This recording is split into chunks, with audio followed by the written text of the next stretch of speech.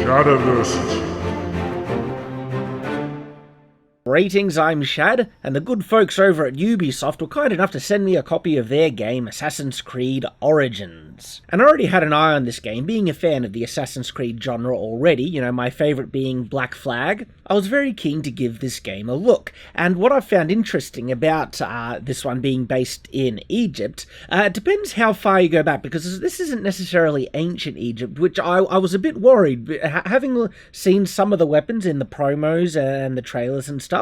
I was worried that they might be getting some of the weapons completely out of period. Now, having said that, I'm not an expert on Egyptian or classical period weapon, but I have a decent enough working understanding of this stuff. And depending on the period, I was a bit worried of what type of weapons they were given, because there are some very kind of steel-looking swords. And you have to understand that Egypt's whole history can go back as far as 3000 BC. So depending on what time period this game is based in, the weapons could be very, very wrong. But having looked it up, I found out this game is actually based in around 40 BC, which is a very interesting period in history in regards to weapons. You see, in this time, there is actual crucible steel being produced out of India, which is pretty high quality, high carbon steel. Though classically, you would think of this period as the Iron Age, which it was. Most weapons would have been made out of iron, with a bit of a caveat, because bronze was actually still around in this period as well. And this is the cool part,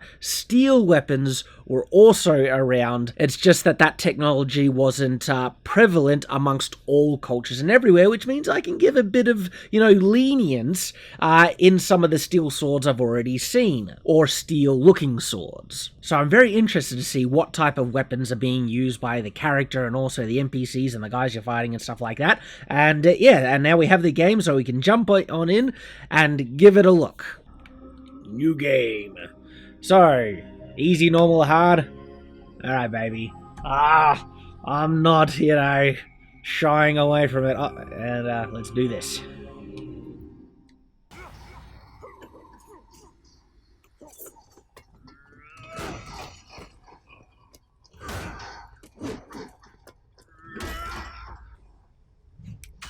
Yeah, so it already looks like very position-based attacks. He runs it in a forward line, and if you can dodge it, you can get around it. So that's interesting. I don't remember that type of combat in previous Assassin games. Remember, this is my very first time picking up this game, alright? So you'll get the joy of me getting used to the controls as we go. I will revenge my master. This guy giant? Look how tall he is. Now, I really should be commenting on the weapons. He's using a two-handed mace. Oh, what happened then? Alright. If there was nothing supporting a stone floor or roof above us, what was holding it up in the first place? If a mace hit can make it cave in. As to the authenticity, well, I'm sure clubs have existed in the past. As to full-on two-handed maces like this, I do not. No, I'm not confident, that's what I say. His sword? I think his sword is a bit too long in the handle. It's made to, you know, it seems to... Yeah, it seems to have been made to allow for two hands. But apart from that, it looks pretty good. Let us come truce. You are not the one I sworn to kill. Question of honor. It is a fight to the death. I like that he's using a shield. I actually think his shield would be a bit bigger historically. This is very much smaller, you know, in the range of a Taj or Rotella, and same with the guy I'm fighting. Very small shield, and the other thing, they're strapped on. Okay, so I need to keep a lock on. So X to dodge. All right, good to know. The other thing, yeah, they're strapped on. All right, these shields would be like from the period. Sorry, this is far more complex than you think. Try to do a historical commentary while also not only play the game, learn how to fight. And I don't want to end the game too quickly, because I want to share my thoughts on these weapons and armor the guys are using, right? So as I was trying to say, is the shields would be bigger and they'd be center grip. Depending, actually. The Greek hoplon, there was some variance. That might have been strapped on. And it's interesting how the hoplon shields were done. Is that they actually were kind of extended further to the left of a person, out from their elbow, to extend further on their left to cover a person in a shield wall. So, going back to the sword, so the sword actually not only looks really good, except for the length of the hilt. Oh, there you go. So, except for the length of the hilt, meaning the length of the handle from the guard to the pummel, that looks a bit too long, too much handle there. But apart from that, if the handle was shorter, it looks very authentic. And this is what's surprising me, actually impressing me about this sword I'm using, is it looks very much like the Vered Jericho sword. You remember, I've made a whole video on one of the oldest steel swords we have on record, the Vered Jericho sword. And this looks very much like it, especially the hilt style. And the Vered Jericho sword is actually a bit bigger, and what's also impressive about, the similarity that we're seeing here, so it makes me think they've certainly done their research with at least this design of sword. Am I supposed to... well, this, I haven't been locking on. See, I'm getting distracted, guys. Now I'm locked on. So, perform a shield break. RT. No, that wasn't it. So, it really seems like they did their research here, because the Vered Jericho sword is specifically a Middle Eastern sword. It was found in the Vered is the valley near Jericho or something like that. I suppose I should, start getting into the fight, but I'm enjoying the analysis. I'm enjoying looking at this. So that was distinctly a Middle Eastern sword, so not very far removed from Egyptian. And this sword looks very closely like it, so big points. I'm very impressed about that. And the size falls very much within historical sizes, lengths, because the Vered Jericho sword, as we know, was like a little over a meter fully in length, 3 feet. But the mace that this guy's using, okay, let's talk about the mace he's using for a bit here. I'm supposed to learn how to do a shield break, RT. To perform it, right trigger. Alright, so I'll let it, and then... Oh, sorry, he's blocking it. There we go. Ooh, okay. So, after I share some of my thoughts on this guy's overly oversized... See, in reality, the mace would be way too big, but this guy is a giant. He's like way tall. He's a foot taller than me. Look at this. Look how big that guy is. So... but even in comparison to his own size, right, this guy's mace, way too big to be functional. He would barely be able to swing it around as much as he is. And as to the existence of maces in this period, clubs, of course, clubs existed, but as to spiked maces, yeah, I'm not as confident on. All right, so now looking at some of the combat. And so now let's get to... So, see how my guy... His shield he was holding his shield literally behind him in the attack. See, look at that. It's like he's not even holding the shield. Functionally, for a real combat perspective, it's actually not very good technique. But in terms of his, style, the actual sword swings, feel like they got power behind them, so that looks good. But the incorporation of the shield and sword combat, not very functional and realistic. So I'll just end off this guy now. Oh, he went reverse grip. Yeah, reverse grip is always questionable. Behind here. Oh, look at this, look at this. Why? Secret. So it's funny, I was going to comment on how decayed this tomb is, and I was about to think, well, this is based in the period, so why would a tomb be, so decayed? Then I realized, well, actually, this game is based towards the latter end of the Egyptian time frame, in terms of their empire, only 49 BC, So there's a good 3,000 years of history, Egyptian history, predating the actual period of this game, which is interesting. Like, some of these ruins would look, quite realistic, more weathered than some of the medieval castles looked to us.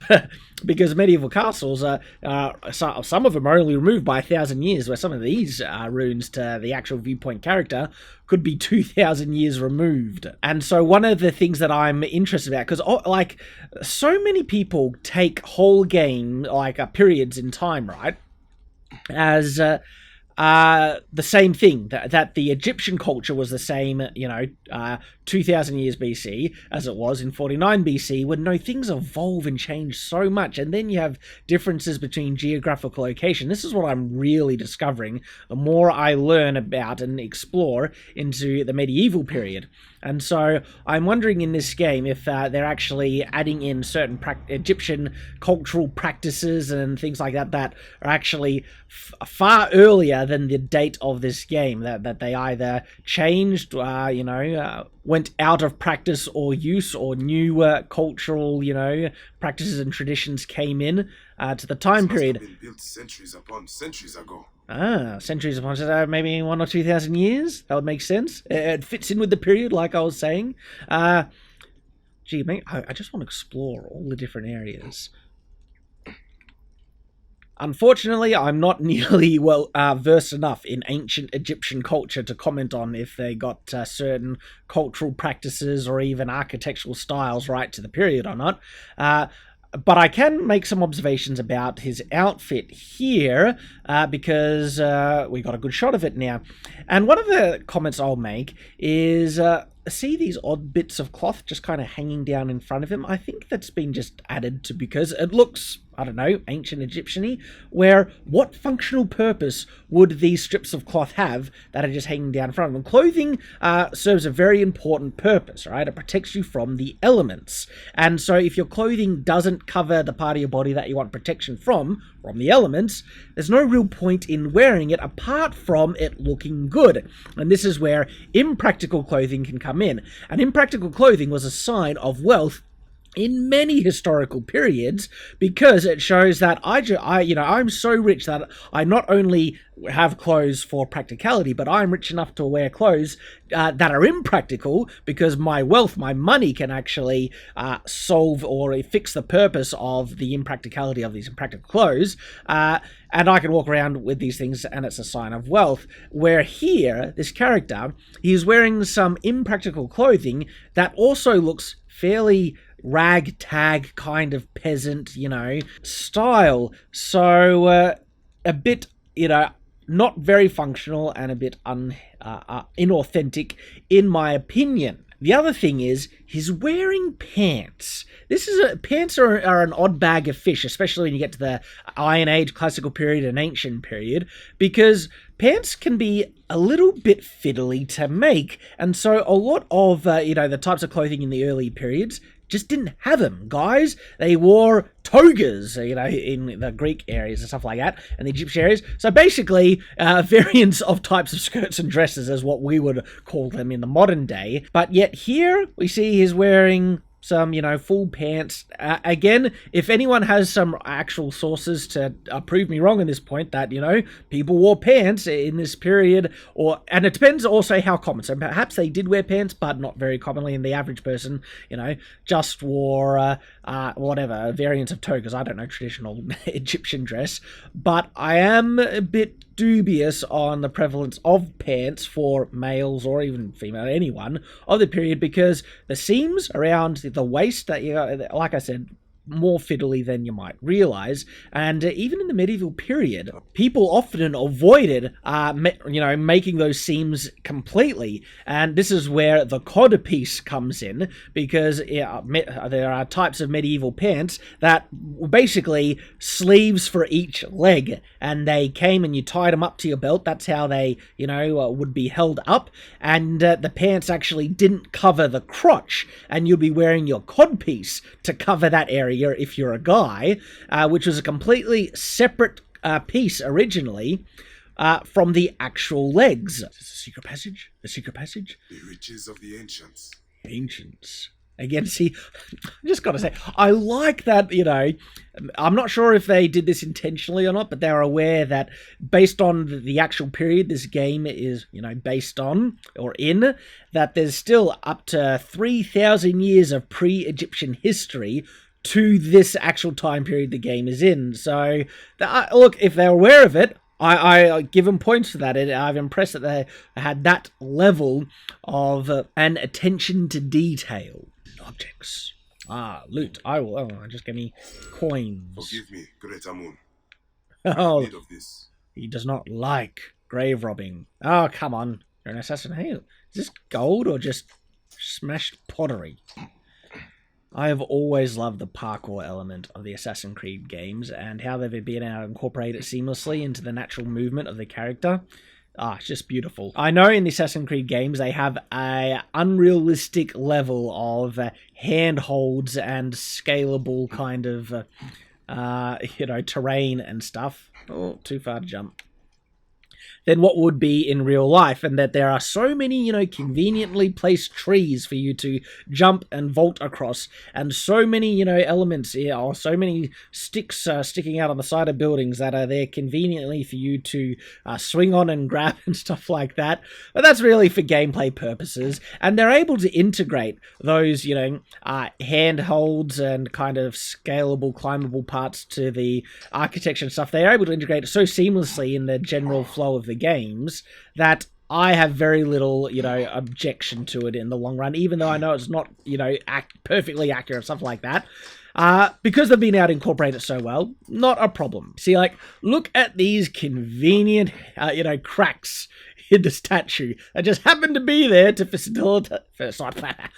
facilitate more easier climbing. And my goodness, he's holding onto his torch while climbing. Can you see how much this torch actually runs through? Like, there, he's burnt again. He's burnt again. Oh, to be the stupid torch! Get rid of it! And then you wouldn't be able to see anything. So maybe what was stupid is me trying to climb a statue while holding a torch. But anyway, games, right? It's fun. Don't worry about it, guys. It's fun to point out, but I'm not saying they should change it, because you need to, you know, have gameplay mechanics. You know, of course, you need to be able to see stuff when you're doing stuff in the game. Can I light this brazier on fire? I can. Well, that answers that question. And it is a brazier, not a brazier. Two very different things, people! I didn't really comment on what the sword looked to be made out of previously. Don't hit things with swords. It looked to have been made out of steel, if not steel, iron, and as I mentioned in the beginning of this video, or closer to the beginning of this video, this is based in a period where steel did exist, so it's not unreasonable to assume that that it might have been possible for an Egyptian-ish person to get their hands on a steel sword. Have a look at the length of the handle of this sword, okay? That is completely ahistorical. I've never seen a two-handed sword in this period ever, okay? If you have, point them out, but man, I've looked up a lot of, you know, historical references for classical, you know, period swords and stuff like that. Never seen a two-handed one of this period. Just notice, he has like a dreadlock side ponytail. Hey, whatever floats your boat, guy.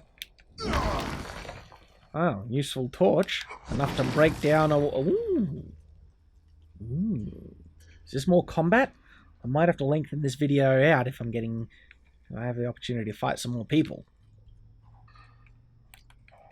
So, locking in.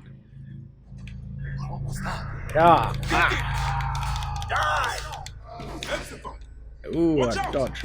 Fire! Is that you? So they're using similar swords to myself. There's the Medjay. Kill his friend and I'll take care of the Medjay. I should really get used to blocking more. Blocking useful.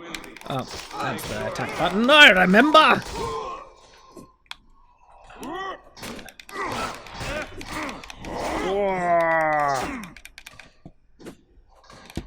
Oh, that was a wrong button. See, his sword looks a lot bigger, and that hand was way too oversized. Ooh, is he using a bronze sword? That looks bronze. And I'm getting distracted by the bronze sword and not dodging or blocking. Oh, this guy killed. That was my kill, you joke. In the back! Oh, cinematic time. Handle is way too long on the other guy's sword as well. Gosh. Oh. Hold to call you man. This is very Witcher There you are, style. boy. Let us go, Senny. How have you been holding up since I left? Camels. Gee, they're weird animals. Alright, so I think I will leave this first impressions right about here. It's a good spot. If you can hear me over... This guy's talking too loud. I'll come back here where you might be able to hear me. But yeah, good point to end off on my first impressions and also observations, my initial observations of the game Assassin's Creed Origins. And this is the danger of, you know, having a look at games like this that are based in a historical setting. Especially, you know, with the guys over at Ubisoft where they throw in such, you know, attention to detail and so many things from the architecture to the weapons to the clothing, and the combat style and stuff like that, which just gives me so much, you know, material to comment on that it'll take too long to do the whole game, 10 hours if not more, because just look at the observations and thoughts that have come to my mind from this most early part of the game so far.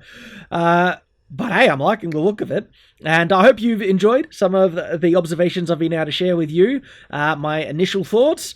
So maybe I'll be able to make some more videos on Assassin's Creed Origins, and if I do, I hope to see you there. So until then, farewell.